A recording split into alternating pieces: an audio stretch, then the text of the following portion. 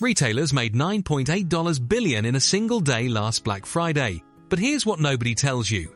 The people spending that money walked away poorer while insisting they got the deal of a lifetime. How is that possible? How can millions of smart, careful people hand over their hard-earned cash and call it a win? The answer isn't about willpower. It's not about being bad with money. It's about a psychological trap so well engineered that even financial experts fall for it. By the end of this video, you'll understand exactly how this trap works, and more importantly, how to walk into any sale, Black Friday or otherwise, and come out actually ahead. Because once you see this mechanism, you can never unsee it again. This matters because Black Friday isn't just one day anymore. It's a month-long psychological siege that touches nearly every person watching this video, in every country, on every income level. Whether you're in London, Toronto, Sydney, or Los Angeles, the same trap is waiting for you. And the stakes are real. The average person overspends by $430 during Black Friday season, money that often goes straight onto credit cards, money that takes months to pay back with interest. That's not a bargain. That's a delayed bill with a smile on it. But here's the part that will really surprise you. The biggest trick isn't the discount. It's not even the doorbuster deals. It's something happening inside your brain before you even open the store app. And once you understand it, you'll start noticing it everywhere. Let's start with a simple question. Have you ever bought something on sale that you never actually used? A jacket still has the tags on, a gadget still in its box, a gym membership you signed up for because it was 70% off for new members, and you went twice. This happens because of something called anchoring bias. Your brain doesn't judge a price on its own, it judges a price by comparison. When a store shows you $200 crossed out next to $59, your brain doesn't calculate whether $59 is worth it, it calculates how big the gap looks. The bigger the gap, the more your brain screams, deal, even if $59 was never a fair price to begin with. Here's the twist most people don't know. Many of those original prices were never real selling prices at all. Retailers routinely raise prices weeks before Black Friday just so they can slash them back down on the big day. Consumer watchdogs in the UK and Australia have caught major retailers doing exactly this, marking items up in October only to discount them back to their normal price in November. You're not getting a deal, you're getting a magic trick. And once that anchor is planted in your brain, everything else starts to feel cheap by comparison. That $59 jacket now makes the $19 socks next to it feel like pocket change.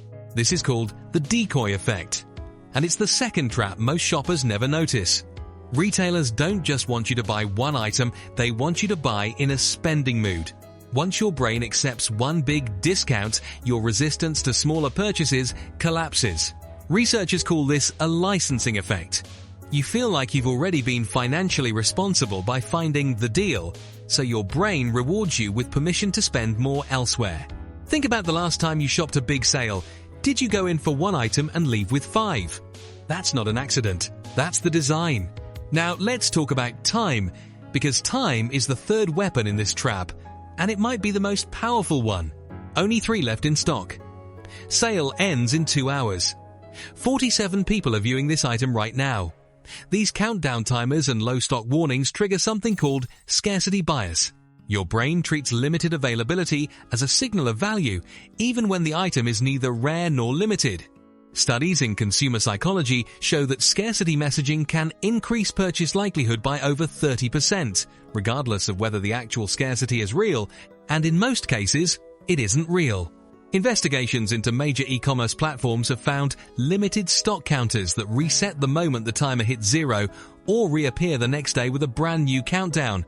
It's not urgency, it's theater. This urgency does something dangerous to your decision making. Under time pressure, your brain shifts from slow, careful thinking into fast, emotional thinking. That's the part of your brain responsible for basic survival instincts, not sound financial choices. You're not deciding whether you need something. You're reacting like the deal itself is about to disappear forever.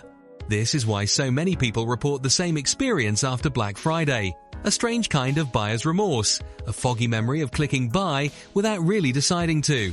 Here's where it gets even more uncomfortable.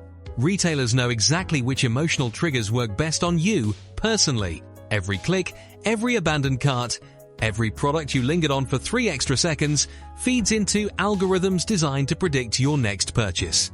Your Black Friday experience isn't the same as your neighbors. It's built around your specific psychological weak points.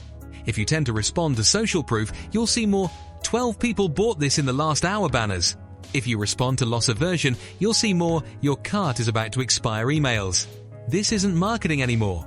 It's targeted behavioral prediction, running in real time, aimed directly at your wallet. So let's talk about the people this trap doesn't work on, because they exist and their approach is completely different from what you'd expect. Financially wealthy individuals, the kind who actually build long-term wealth, tend to treat sales with suspicion rather than excitement. They ask one simple question before any purchase: was I already planning to buy this before I saw the discount? If the answer is no, they walk away, no matter how big the percentage off looks. Middle-class shoppers statistically do the opposite. They let the discount create the need. The sale itself becomes the reason to buy, rather than a bonus on something they already wanted. This single shift in mindset is the real dividing line between people who build wealth over time and people who stay financially stuck, regardless of income level. It's not about how much money you make. It's about whether the store is making your decisions for you or whether you are. Now here's something that might genuinely shock you. Some of the smartest money moves people make on Black Friday actually cost them more in the long run, not less. Buy now, pay later options exploded during Black Friday sales, with usage increasing by over 40% year over year. These services feel harmless because the pain of paying is delayed and split into smaller pieces. But that delayed pain is exactly the problem. Multiple studies show that people using installment payments at checkout spend significantly more per transaction than people paying in full up front, sometimes 20% more. You're not saving money by splitting the payment. You're making it easier for your brain to ignore how much you're actually spending. And this is where the real cost of Black Friday reveals itself. It's rarely the sticker price, it's the compounding effect of small emotionally driven purchases stacking up across weeks. $40 here, $70 there. Adjust this once splurge that becomes 5 splurges by the time December arrives.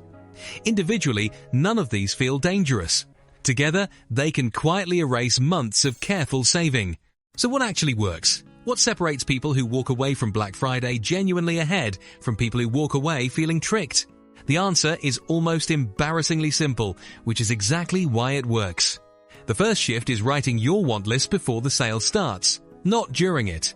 When you decide what you need in a calm, unpressured state, your brain isn't hijacked by countdown timers or crossed out prices.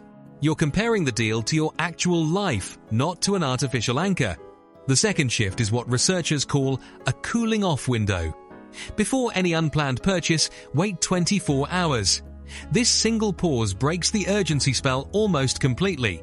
Data on impulse purchases shows that a large percentage of must-have items lose their appeal entirely after just one day. If you still want it tomorrow, buy it. If you don't, you just saved money without any willpower at all. The third shift is treating percentages with suspicion. 50% off a wildly inflated price is still a bad deal. Ask what the item actually costs elsewhere, right now, not what it claims to have cost before. A 2-minute price check can undo hours of psychological engineering. And the fourth shift, the one almost nobody talks about, is choosing where you shop based on total spending patterns, not individual discounts. Some retailers are notorious for inflating original prices specifically for Black Friday, while others keep pricing consistent year-round. Once you know which is which, the entire game changes in your favor. So here's the hidden truth, laid out fully. Black Friday was never really about saving you money. It was built, layer by layer, using anchoring, scarcity, urgency, and personalized psychological targeting to make spending feel like winning. The sale isn't the trap. Your own brain shortcuts are the trap, and retailers have simply learned to pull those levers with precision. But here's the hopeful part. Once you understand these mechanisms, they lose most of their power over you. You can walk into the exact same sale, see the exact same countdown timer, and feel nothing but curiosity instead of urgency. That shift alone can save the average shopper hundreds of dollars every single year. Not through restriction, but through awareness. The people who come out ahead aren't the ones with the most willpower. They're the ones who understand the game being played and choose when to play it. So the next time you see 70% off ends tonight, ask yourself one honest question. Was I already planning to buy this, or did the sale just plant the idea in my head? Drop your honest answer in the comments. Has a countdown timer or a crossed out price ever talked you into something you didn't actually need?